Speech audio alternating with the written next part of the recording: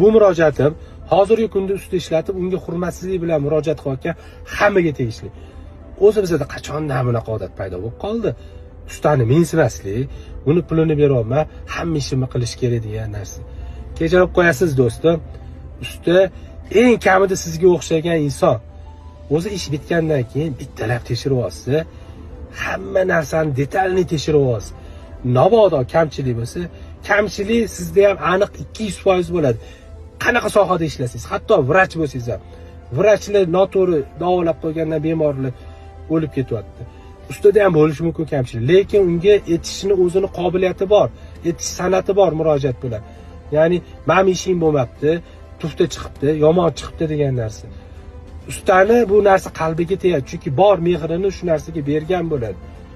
Keyin bu yetmaganda, mana shu ish qilsang, tugatib bersang, keyin pulini olasan. Ha, usta bechara bor umidi